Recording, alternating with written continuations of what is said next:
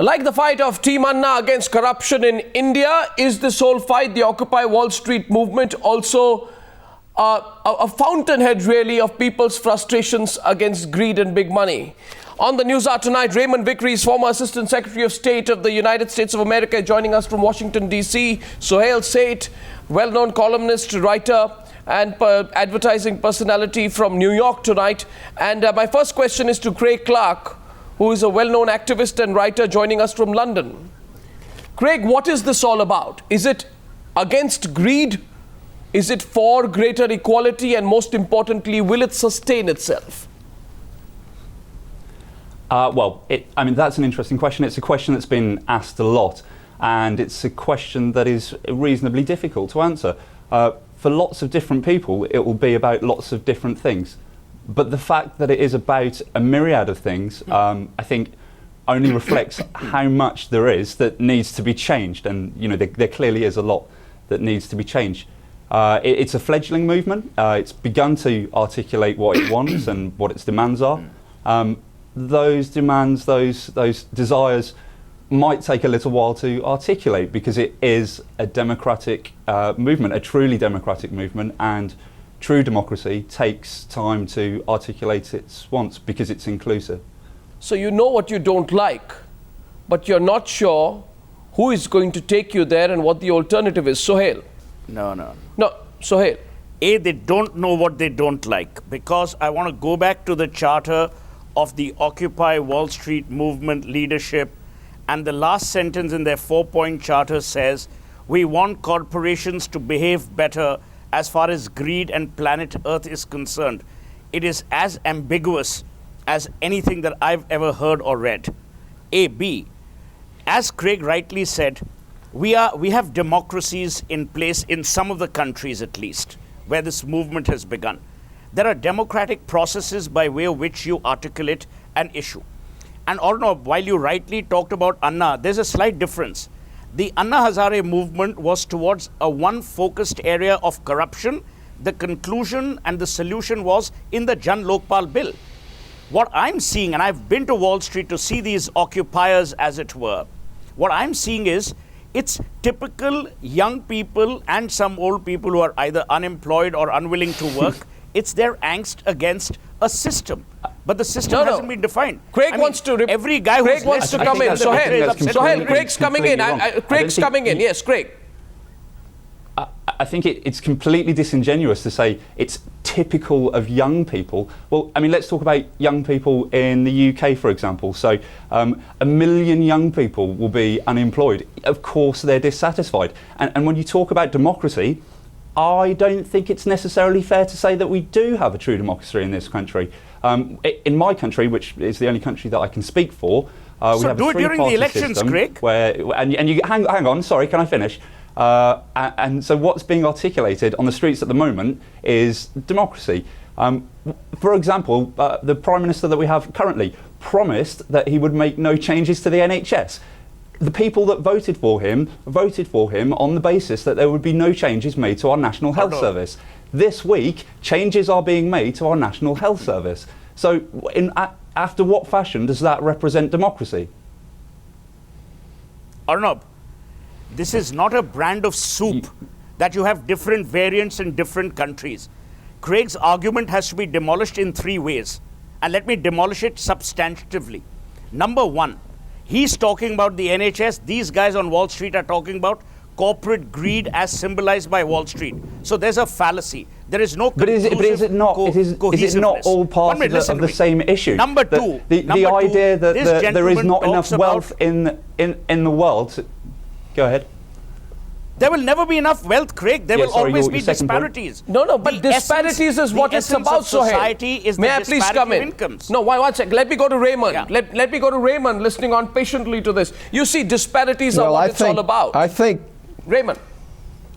I think disparity is what it's all about in the United States. It's 1% versus the 99%. Exactly. And to that extent, the protesters really have a legitimate point.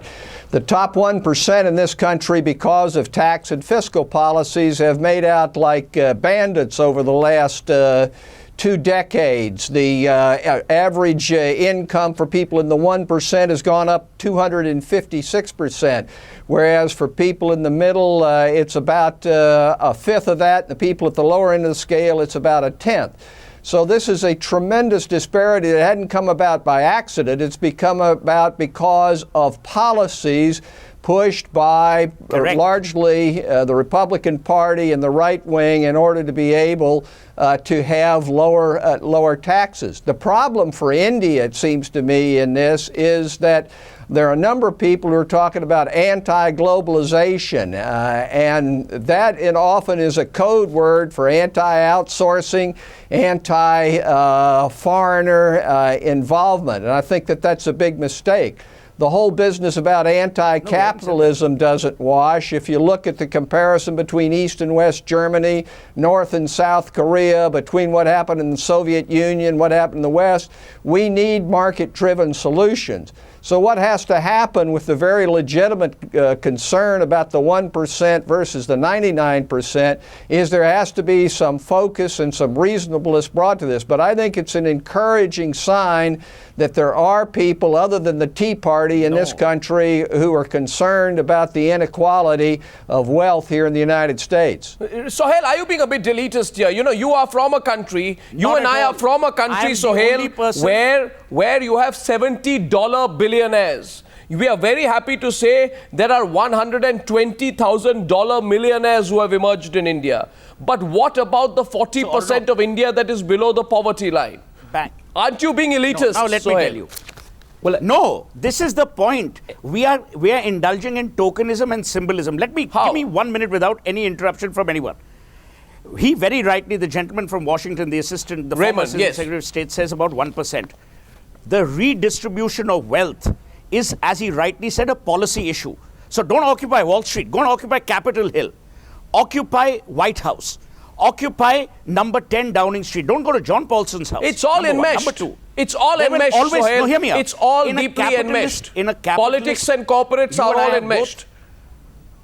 You and I have both hopefully done economics of some substance. Raymond, you will always have some rich and some poor, and greed which mocks the poor needs to be curbed. Raymond is coming back. Greed. Here's the problem with saying don't occupy Wall Street, but occupy what happens at the Capitol. 97% of the contributions that are going to politicians at the federal level are coming from the 1%. So that's where the campaign contributions are coming from. They're coming from that 1%. And where is that 1% largely headquartered? It's headquartered in Wall Street. So it makes perfect sense. And also, if you look at what's happened in terms of the doing away with the Glass-Steagall Act, which protected banks, that has all happened because of the political influence of money in the system.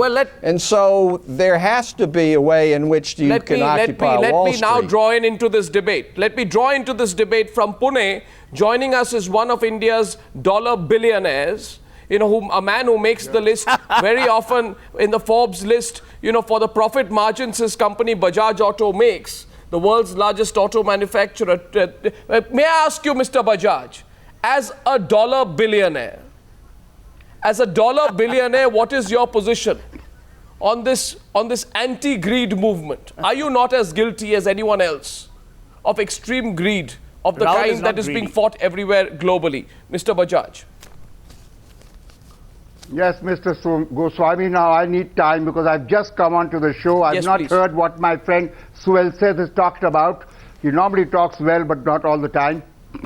I'm completely innocent of any guilt or any greed, but that anybody will say. But the greed at Wall Street in 2008, September, October, and started a year before that, whether it's Bear Stearns or Lehman, we know about that, Goldman Sachs, Citibank. Yes. Two main reasons for what happened and disturbed the whole world was one, greed. Those bankers, they are friends of mine, some of them, but they were greedy. Second, the Bush administration had removed almost all regulations. Maybe Clinton administration had some. Now maybe it's come back. But the Bush administration removed all regulations. It was a free for all, Wild West. Those two reasons and the CDSs and the CDOs, those funny instruments which hardly anybody understood, created all this problem. And we suffered. But I've not understood the other debate. As far as I'm concerned, the Wall Streeters, the others in the rest of the world in the last couple of days, they have been peaceful, except in Italy. I don't condone violence. If there is any violence, law must take its own course. There has been no violence. A peaceful protest is against whom? In the UK or in the... Is it against countries? Is it against corporates? Or is it against individuals?